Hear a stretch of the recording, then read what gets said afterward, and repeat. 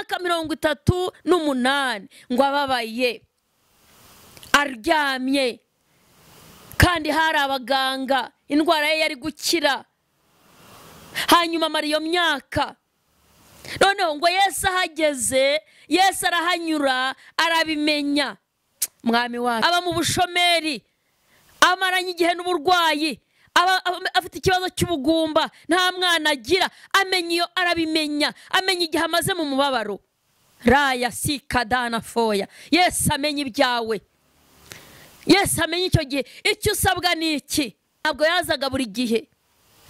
Noneho ngo kubera ko yazaga rimwe na rimwe, ngo iyo yazaga kamaza kibirindura, ngo abaga afite umurwaza yaramuterwaga vuba akamujugunyamo, kuko ku munsi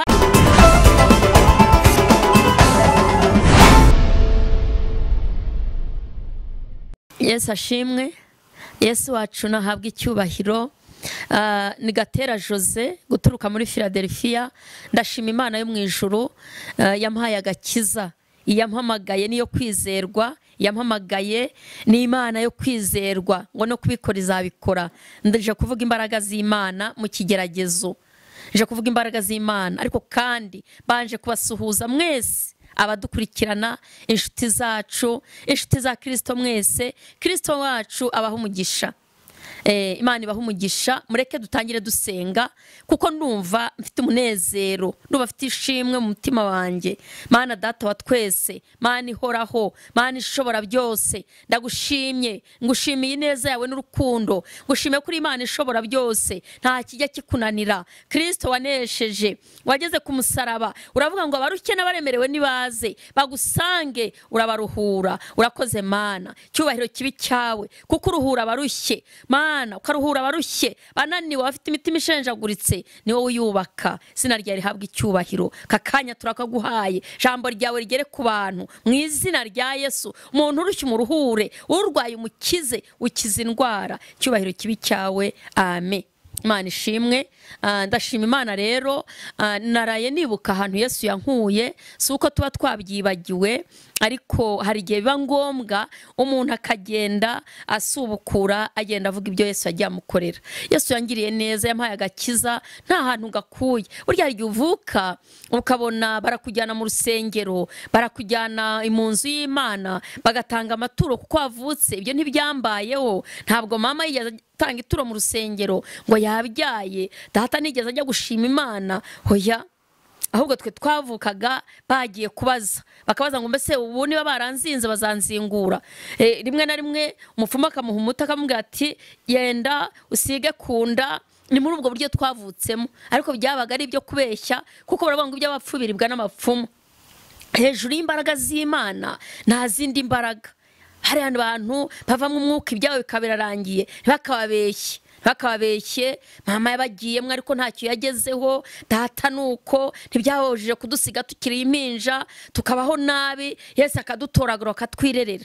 Ubwo rero ntimukagihabe, ntimukayobe, Imana ntinegurizwa izuru. Nimureke twikomeze ku Mana. Bibiliya iravuga ngo nitumenye ukuri, kuri kuzatubatura. Ababyeyi bacu batubyaye bagiye kubaza abapfumu, bagiye kuraguza, ariko ubu ngubu barayobye, ntacyo babagejejeho. Ntabwo bigeze batubona turi abasore, turi inkumi, ntabyo babonye. Bagiye badusiga turi impinja, ariko Kristo aradutoragura kuko ari umubyeyi, atugirira neza, adushyiramo umuhamagaro, aduha kugira ngo tube abakozi be, tumukorere, tugende tubwira abantu ko Yesu agira neza. Yesu agira neza, ararera. Njya nkunda kubwira abantu nti mujye musenga Imana, ntukabura amagambo uvuga, ujye unasaba ngo Mwami uzame kwirerera. Kuko iyo urerewe n'undi, ku buryo kutirerera ni ikibazo. Birababaza. Umwana utarezwe n'ababyeyi aravunika, ahura n'ibibazo, ahura n'intambara, ahura n'ibibazo byinshi. Ndabizi rwose, ariko ni ukuri twe twagira amahirwe yo kumenya Imana. Tujye tuyisaba, iratanga, irumva. Imana ishimwe, Imana irumva, igira neza.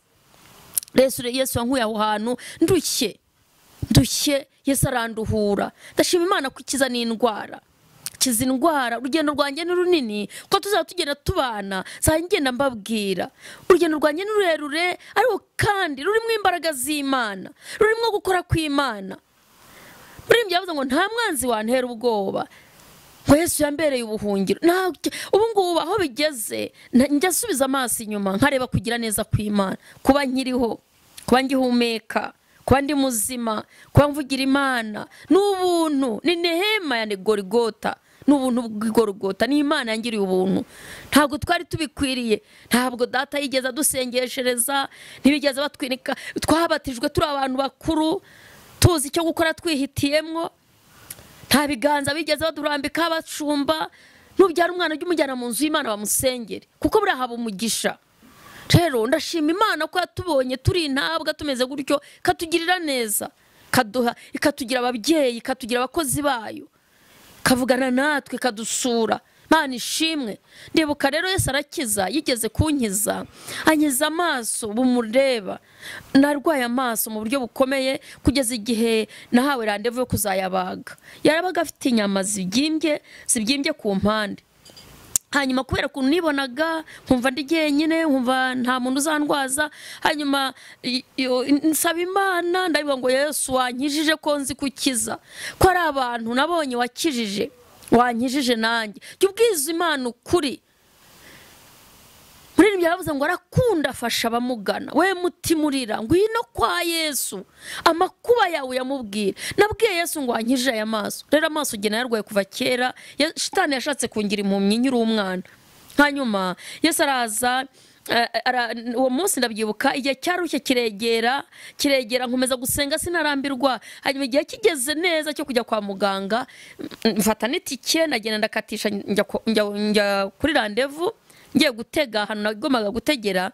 Ngiye gutega numva ijwi rimpamagaye, rambwira ngo Jose subira inyuma ujye muri farumasi ugura umuti. Irawumbwira kari agati k'amazi, ndagenda nkatekerereza umufarumasiye arakampa. Hanyuma icyo gihe farumasi zari ahantu hose, arakampa n'agati koroshye cyane, buri muganga wese yakakwandikira cyangwa kaguha, koroshye koza mu maso. Noneho akampaye, numva ijwi rimbwira ngo uzagakoreshe iminsi 3 ngusenga. Ndabikora. Hanyuma mbikoze za nyama zagenda ziracikagurika zishiraho bya binyama byose, ku buryo abaganga barebye babona amaso yanjye ni mazima. Hanyuma Yesu ankiza muri ubwo buryo mba muzima. Ntaje kongera kubabara amaso nyuma, ntabwo banyandikira marinete gusa bampa imiti, ntabwo bigeze bambaga amaso, kuko nari narabisabye Imana ngo Yesu. Kandi icyo gihe Yesu yankijije amaso gutyo, nta na marinete nari nambaye, naje kuyambara inyuma ahangaha. Rero ndashima Yesu ko akiza indwara zikomeye, yagiye ankiza indwara zitandukanye zigaragara ku maso y'abantu. No mu gihe cyashize narwaye nanone mu mihogo, Yesu arankiza. Shitani yashaka kunyica aciye mu mihogo yanjye, ariko Yesu arankiza. Bampa randevu nabwo yo kubagwa. Nabwo Yesu arambwira ngo ndamubwira ngo Yesu kukiza wankijije. Nabwo ndagenda, ndabizi ko Yesu ashobora guca mu baganga. Yesu aca mu baganga, Yesu akoze ikiganza yabishobora. Nagombaga rero kujya kwa muganga ngo bambage. Nabwo nagombaga kubagwa mu mihogo, ndagenda ndanahagera. Dogiteri ari kumvura naramusanze. Hanyuma nabwo barongera barampima, baravuga bati ariko uyu muntu twamuretse tukamutegereza amezi 6 tukareba. Kandi koko kubagwa byari bihari, nari namaze nasuzumwe inshuro nyinshi banyandikira kuzabagwa. Hanyuma ayo mezi 6 yashize, Yesu hari ikintu yakoze, mihogo yanjye imeze neza, mvuga bigakunda, narakize. Yesu arakiza. Je nagiye ngarukira mu maboko y'abaganga, mu maboko y'ibyuma. Ndashima Yesu ko anyije n'ubunyumuvuga. Imana ihabwa icyubahiro ko Yesu akiza. Haleluya. Nimureke tumwizere ngo nibuye ryanzwe n'abubatsi, ngo nyamara ngo niryo komeza imfuruka. Rero mureke twikomeze ku Mana, dukunde Kristo, tumugire inshuti, tumugire uwa mbere mu buzima bwacu. Ni umujyanama, y'umuhamagaye, y'umwambaje arumva aritaba. Tugiye gusoma ijambo ry'Imana riri mu gitabo cya Yohana. Turasoma Yohana ibice 5 turahera ku murongo waho wa 5. Reka mukozi Imana dufashe. Ijambo ry'Imana muri Yohana ibice 5 umutwe w'amagambo haravuze ngo yego Yesu akiza umuntu umaze imyaka 38 amugaye. Yesu akiza umuntu wari umaze imyaka 38 amugaye. umurongo wa 5. yego.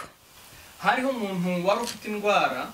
Hariho umuntu wari ufite indwara ayimaranye imyaka 38. ayimaranye imyaka 38. Yesu amubonye aryamye amenya yuko amaze igihe kirekire arwaye. Ihagararire. Yesu amubonye aryamye arabimenya. Rero Yesu wacu ajya amenya igihe ibibazo umaranye iminsi nta muntu ukimutekerereje, yakubonye gusa, yakubonye. Ubundi ikintu usabwa nuko Yesu akubona. Kora uko ushoboye ku buryo Yesu akubona, akwibonera ubwe, wari ukubona ntakwerekwe n'abandi, nawe akwibonera ubwawe. Dufite abantu bavuga ngo akira uzangire ku musozi, ni naho bahera batuka abakozi b'Imana, batuka abahanuzi ngo ntibansengeye, barambeke n'abesikoro.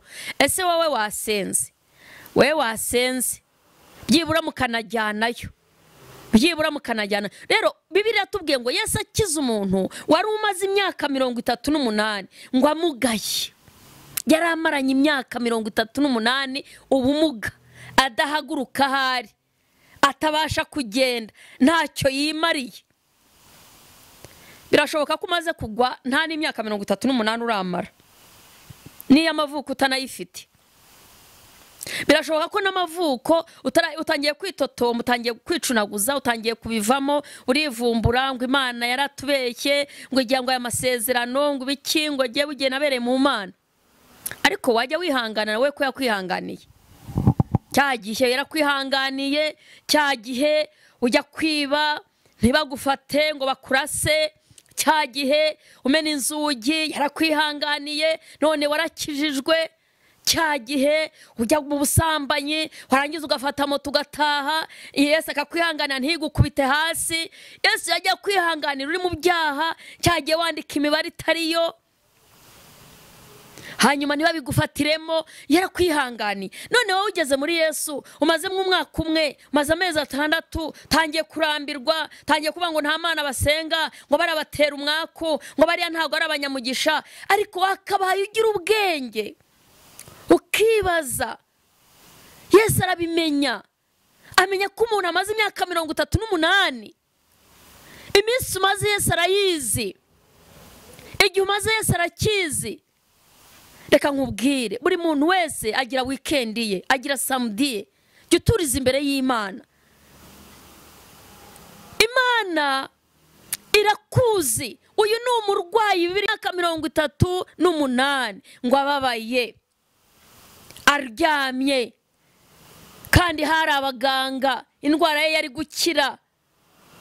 Hanyuma amara iyo myaka, noneho ngo Yesu ahageze, Yesu arahanyura, arabimenya.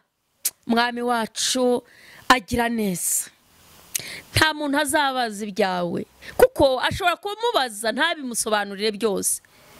Nta muntu azagisha inama naza kugutabara. Nkunda kubwira abantu ngo masenge yaranzinze, ngo data wacu ngo baratwanga, baraturoga. Nibyo birashoboka, ariko ijambo ry'Imana bavuga ngo muzarya ibyica ntacyo bizabatwara, muzakandagira inzoka na sikoropiyo. Sinyamakana ko abarozi batabaho, ariko nta kintu kiba mu maboko kirenze amaboko y'Imana. Imana yacu irarogora, Imana yacu irabohora, Imana yacu irazingura. Shora ni gutanga ingabo nyinshi zigapfa ku bwawe. Yesu ahageze arabimenya, amenya ko umurwayi amaze imyaka 38 amugaye, atabasha kubyuka, atabasha kuva ahari, ari mu kibazo, aba mu ntonganya, aba mu nzangano, aba mu bushomeri, amaranye igihe n'uburwayi, afite ikibazo cy'ubugumba, nta mwana agira. Amenya iyo, arabimenya, amenya igihe amaze mu mubabaro. Raya sikadana foya. Yesu amenya ibyawe, Yesu amenya icyo gihe. Icyo usabwa ni iki? Ni ugukunda Yesu ukamwegera. Jye nkunda Yesu kuko yamenye ibyanjye, yamenye ibyanjye. Ndibuka umunsi umwe muri ubwo buzima bwose Imana yaje kumpa abana. None mbwira Imana ngo Mana nzagukorera, numbwira ngo haguruka ugende nzagenda. Ubwo ni nk'umuhigo mba mpize. Munsi umwe rero Yesu arambwira ngo nimpaguruke mve mu gihugu cyacu nari ndimo njye kubwiriza ahantu mu kindi gihugu, kandi hari igihe cy'imvura. umwana yari yampaye yari arwaye asima, hari mu bukonje akiri n'umwana muto kandi yaravukanye ibintu by'amasima. Cyari ikibazo gikomeye, nkashaka kubireka kubera ko nari mukunze, ariko nanone nkibuka ko nabwiye Imana ngo Mana numpa umwana nzajya ngukorera. Naragiye ngendana umwana urwaye, ngenda mu modoka ya nijoro irara igenda, byari bingoye, byari binkomereye, mfite Bibiliya mu kuboko, mfite igitabo cy'indirimbo, mfite agashakoshi karimo imyenda ye, byari binkomereye. Ngera ku mupaka bagombaga kunsaka nk'abandi, saa 8 z'ijoro mu mbeho, ku mwana nagendanye ufunze. Hako ngenda mbwira Yesu ngo nyorohereza, nshobora kuba narahize mu bujiji, nshobora kuba narahize mu kutamenya, byasabaga kuvunjisha amafaranga nari mfite, byose byari bingoye, ariko nsaba Yesu navuga ngo tugendane. Yesu arumva, ndambuka njya mu gihugu naringiyemwo nkora umurimo w'Imana, ariko nabaye nyambuka umupaka, mvuga ngo noneho Mana bizaba ibintu bikomeye, mwana nangwa mu maboko, ntago bizumvikana. Yesu ngirira imbabazi. Yesu aranyorohereza. Kuva ubwo mwana wanjye ntiyongeye kurwara asima, Yesu yahise ayimukiza, kandi jye namuganga ngo banyiriza ububabare azongere kuremba nagarutse mu gihugu cyacu cy'u Rwanda. Ariko Yesu yaje, Yesu arabimenya, amenya umubabaro ufite, anyiriza umwana. Haleluya, haleluya, Yesu arakiza. Aha rero ngo umurwayi yari amaze imyaka 38 amugaye, ngo hanyuma ngo Yesu amubonye, ngo arabimenya, amenya ikibazo afite, amenya umubabaro we. Yesu ajya amenya imibabaro yacu, akayimenya, kamenya ko dufite intonganya mu ngo zacu, kamenya ko dufite indwara zanze kudushiramo, akamenya ko dutinze ku musozi wo gushaka, kamenya ko usa nk'uwagumiwe abantu bavuga ngo nta n'uzabona, ngo dore imyaka ishize. Yesu ajya abimenya, akamenya abantu amagambo bavuze, akayavuguruza. Murongo waho reka turebe, ese Yesu yabimenye bigenda biti? Ese Yesu yamenye ibyawe bigenda biti? Murongo wa 6. Yesu amubonye aryamye, amenya yuko amaze igihe kirekire arwaye. Yesu amubonye aryamye, amenya ko amaze igihe kirekire aryamye arwaye. Aramubaza ati mbese urashaka gukira? Mbese urashaka gukira? Umurwayi aramusubiza ati Databuja, simfite unjugunya mu kidendezi. Iyo amazi yihindurije nkiza, undi antanga kumanukamo. Yesu aramubwira ati byuka ikorera uruburi bwawe ugende. Imana iguha umugisha. Yesu amubonye aramubwira ati mbese urashaka gukira? Kuko amahitamo ni ayawe. Yesu ntabwo azagukorera ikintu ku mbaraga, azabanza kubaza, azakwereka ikibi n'ikiza, hanyuma ni wowe uzahitamo. Hitamo neza rero. Ngo umurwayi rero agaragaza umubabaro we, ariko yashubije ibyo atamubwiye, atamubajije. Kuko aramubajije ngo urashaka gukira? Amubwira ati Databuja, erega impamvu ntinza aha si uko ntabishatse, ahubwo nta muntu ngira, natwe tujya dupfa tuvuga ibyo. Yonza kugira umuntu se shahu, yonza kugira umuntu. Ugasanga abantu benshi turapfa turarira tuvuga ngo nta muntu, Mana nta muntu. Ariko Yesu ari hejuru y'ibyo byose. Aramuga ngo nta muntu ngira, y'amazi yibirinduye nkiza, uwantanzemo ufite umuntu niwe umujugunyamo. Cyari ikibazo. Uyu murwayi yari yaratinze ku kidendezi cyitwaga Betisayida, ngo cyari ikidendezi kibamwe marayika ukiza, ariko ngo marayika yazaga rimwe na rimwe, ntabwo yazaga buri gihe. Noneho ngo kubera ko yazaga rimwe na rimwe, ngo iyo yazaga kamazi akibirindura, ngo abaga afite umurwaza yaramuterwaga vuba akamujugunyamo, kuko ku munsi hakiraga umuntu umwe. Kandi baravuga ngo yamagara atewe hejuru umwe asamaye.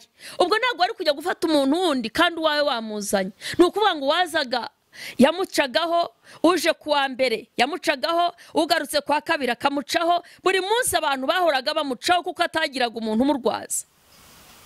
abantu bazize kutagira abantu, kutagira umuntu. Ariko uyu munsi Yesu agusange wowe udafite umuntu. Yongera umuntu, kariya kazi mba narakabonye. Yongera umuntu, mba narageze hariya. Yongera umuntu, yongera umuntu, nanjye baba barampaye akazi. Yongera umuntu, nanjye mba narageze muri buriya buzima. Yonza kugira umuntu, niko tukunda kuvuga. Ariko Yesu ni byose kumufite. Yesu ni byose, Yesu ni byose, Yesu ni byose. Ratika ya sikabone, Yesu ni byose. Reka kureba amaso yawe, reka kuyahanga umuntu, ahubwo reba Yesu Kristo w'i Nazareti. Ageze ku musaraba yaravuze ngo yemwe abarushye n'abaremerewe nimuze munsange ndabaruhura. Yaje kuruhura abarushye n'abaremerewe, kandi akunda abamukunda, abamushakana umwete baramubona. Ntago nzi ikintu kikunanije, ntago nzi ubuzima uhagazemo uko bumeze, ariko Yesu arihagije.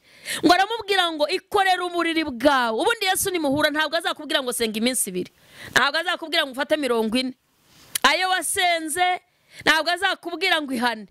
Uko arakubabarira, iyo yakubonye arakubabarira, iyo yakubonye araguhagurutsa, iyo yakubonye aragukomeza, iyo yakubonye akubakira urugo, yakubonye guhagusama induga byara, iyo yakubonye aratanga. Yesu ahageze aragaba gusa. Wowe gusa shaka ko Yesu akubona. Murahurira he? Murahurira mu nzu y'Imana, murahurira mu rusengero, murahurira kuri uwo murimo, murahurira muri ayo maturo utura, murahurira muri icyo cya 10, murahurira muri uko gushyigikira umurimo w'Imana, murahurira muri ayo masengesho usengera bene so, murahurira muri ayo masengesho usengera igihugu cyawe, murahurira muri ayo masengesho usengera umurimo w'Imana. Yesu muzahurira mu mirimo, murahurira muri ibyo bintu warekuye wanze, akamenya ko hari ibintu wazibukiriye. Imana ishimwe ko yumva amasengesho. Yesu agira neza. Ngo amubonye aramumenya, aravuga ngo mbese urashaka gukira? Aravuga ngo databuja, sifite umuntu. Nawe ujya wibwira ngo uzize kutagira umuntu, ariko ufite Yesu, mukomeze. Imana ishimwe. Reka dusohoreze kuri iri jambo riri mu gitabo muri Mariko. Turasoma Mariko ibice byaho 5 n'ubundi turahera ku murongo wa 25. Yesu nabwo yarakizaga. Bibiliya ivuga ngo Yesu akiza umugore wari umaze imyaka 12. Uyu mugore ngo yari amaze imyaka 12. Imyaka 12 ni myinshi ku muntu w'umugore, ni myinshi. Ngo ari mugongo imyaka 12. Dusoreze muri Mariko ibice byaho 5 turahera ku murongo wa 25 tugera kuri 29. Mukozi w'Imana dusomere ibice 5 murongo wa 25. Haravuze ngo nuko hariho umugore wari umugongo wari ubimaranye imyaka 12. Ababazwa n'abavuzi cyane. Benshi bariho bagerageza kumuvura ngo bamukize. Bamumarisha ibintu bye byose. Atanga ibyo yari atunze byose kugira ngo bamuvure. Abitangamo ingemu. Ariko ntibagira icyo bamumarira. Ariko nta kintu bamumariye. Ahubwo araremba arushaho kurwara. Yumvise ibya Yesu. Hanyuma rero yumva inkuru za Yesu. Araza aca mu bantu amuturuka inyuma. Akora ku mwenda wa Yesu. Kuko yari yibwiye ati ninkora ku myenda ye gusa ndakira. 29. Yego. Uwo mwanya isoko y'amaraso irakama. Amenya mu mubiri we yuko yakize cya cyago. Imana iguha umugisha. Amen. Uyu mugore Bibiliya itubwiye, uyu mugore ngo yari amaze imyaka 12, ngo ari mugongo, yari afite ikibazo cyo kuva. Kandi ngo iyo ndwara wayigiraga ntago wasohokaga, ntiwajyaga mu bandi. Noneho ibaze kwimarana imyaka 12 udatarabuka, utajya mu bantu. Wabaga ubembye, wabaga wanduye, nta ndwara tubona twirinda iyo umuntu ayirwaye. Ni nko kwavuga corona, covid y'iki gihe. umuntu yirwaye kwa kundi bamuha akato niko iyo ndwara yari imeze. Nawe ubwenyine ukishyiramo, urabizi iyo wagize ibyago byo kuyandura ubwenyine wishyira mu kato, kuko utakishyizemo uba uri umwicanyi, uba uri umwanganyi, ntabwo uba uri umuntu muzima, ntuba uri umukristo. Ubundi umukristo yanduye covid yishyira mu kato ubwe kugira ngo atagira n'undi yanduza.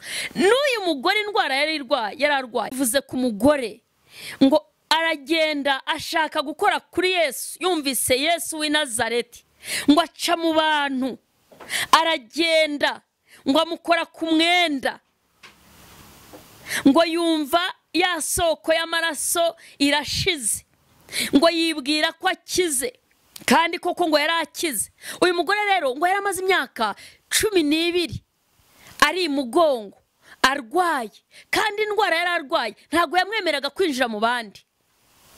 Iyo urwaye iyo ndwara wishyiraga mu kato. Ntabwo nagereranya, sinzi indwara tuvuga muri iki gihe nka covid. Cyonyine yuri umukristo ukayandura, ugomba kwishyira mu kato nta ukubwiye, wenyine upfa kuba wabimenye. Wishyira mu kato nibwo ubukristo buzima, kugira ngo utanduza na mugenzi wawe. Rero cyari ikizira kuba urwaye indwara ukajya mu bantu. Bari ngo baganga baramuvuye, bamumarisha ibyo byose bamuvura, ariko ngo biranga. Ngo amenya Yesu, amenya ko yaje, ngo aragenda. Umuririmbyi wa 16 aravuga ngo aba Yesu bishimira izina rye ryiza, ngo ribamara imibabaro, ngo rikabatinyura, ngo umutima ubabaye ngo niryo riwukiza, ngo ushonje riramuhaza, ngo riruhura umuntu arushye. Ariko ntabwo abantu bose ari aba Yesu, ariko abe ngo ribamara umubabaro rikabatinyura. Uyu mugore aravuga ati ninakora ntawe ndi bugisha inama, ntawe ndi busabe ngo nterure, ntibibaho. Myaka 12 yari yaranutse, yari yaranzwe, abantu baragusura burya mu myaka y'urwaye ukamara amezi 3, ntabwo baba bakikugeraho rwose. Oya rwose ntuzagira n'urenganya, gusa uzasaba Imana icyo kigeragezo ntikizakubeho. Bashaka kugusura mu cyumweru cya mbere, bakagusura mu cya kabiri, bakagusura mu cya gatatu, mu cya kane, bikarangirana n'ibyo. Uzasigara gusura mu kindi cyumweru cya gatanu no umuntu uzoherereza imodoka kugira ngo aza gusure, mujye kumunzanira. Ariko ubundi kugira ngo umuntu azatega kugereho keretse Yesu wenyine. Niyo mpamvu buriya Yesu ni byose, ujye umwiringira. No mu rupfu muranajyana burya, ntabwo ugenda wenyine. Rero uyu mugore ngo aravuga ngo reka jewe ngende, ndabizi ko nta muntu ushobora kugisha inama ngo ambwire ngo ngwino ndagusunika, reka ngo aritugatuga ariyegeranya mu mbaraga yarasigaranye, kuko ibintu byo byose ngo byari byarashize. Ngo ariyegeranya, ngo aragenda, ngo asingira umwambaro wa Yesu, ngo agiye kumva yumva cya cyago kirahagaze. Niyo tumukozeho gusa, ngo Yesu aravuga ngo ninde unkozeho, ngo abantu baravuga atari ku mwami. Abantu bose baraha, urabona wamenye ugukoze, baravuga atoya hari umuntu unkozeho.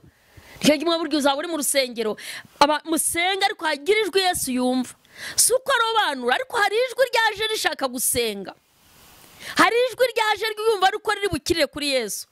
Ariko igihe uzahagera uvuga ngo ningerayo ndatelefona anko, ndatelefona tante, azakure kubanza uvugisha tante umutura icyo kibazo, azakure kubanza uvugisha anko mubwire uko bimeze, hanyuma nurangiza ubona nta wundi, Yesu azahita gutega amatwi akumve. Rero Yesu ni umukiza, Yesu arakiza. Akiza umugore wari umaze imyaka 12 ari mugongo, yakijije umwana wa Yayiro, yakijije Lazaro ngo amaze iminsi 4 mumva. Yesu arakiza, nanjye yarankijije, nawe aragukiza. Uyu munsi ni umwizera nk'umwami n'umukiza, Yesu aragukiza. Imana ihabwe icyubahiro. Reka tumwizere, reka tumuhanga amaso, reka tumukurikire. Yesu wacu ahabwe icyubahiro. Reka dusenga Imana. Mwami